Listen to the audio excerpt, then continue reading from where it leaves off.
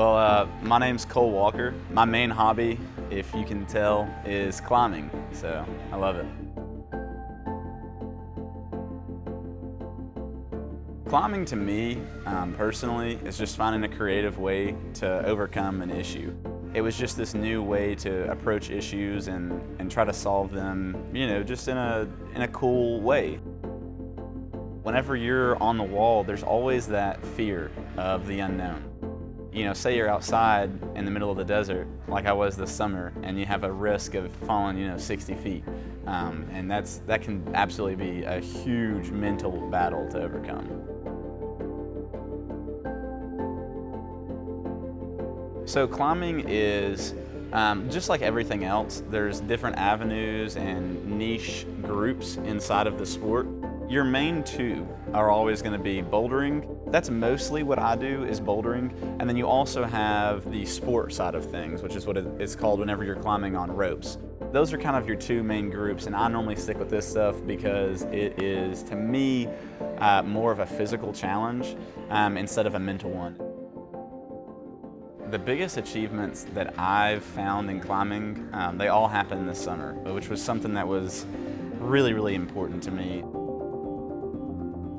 This summer, it started out in May. We were at Laurel Snow, which is a bouldering area, and it's a little bit north of Chattanooga, and we're bouldering, and we come across this problem. It's called Red Cross. It's a V7, which is I'd never climbed that grade before. To put that into reference, the hardest thing I'd ever climbed before that outdoors was 3 grades lower.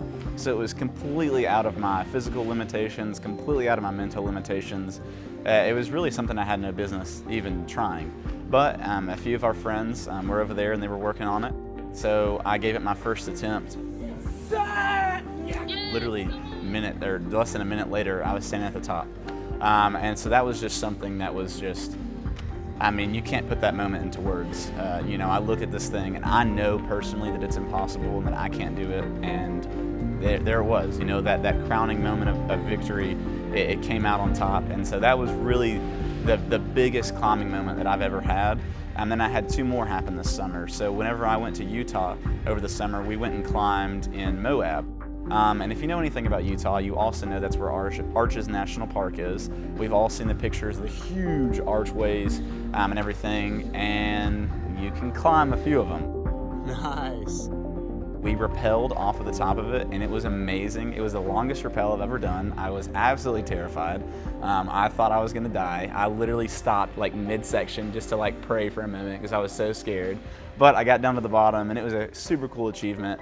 And then in that same exact trip, we were in Joe's Valley, and there was another V7. I had a very similar experience where I was like, oh, well, I'll give this one a try. I don't really think I'm gonna get it. And first try, I get to the top, and it was a beautiful moment. So lots of cool stuff. I feel like everybody always has goals set for themselves whenever they're doing anything, and with climbing, it's obviously no different. Me personally, something that I've really been just trying to get into is getting myself more comfortable with trying things that are out of my comfort zone.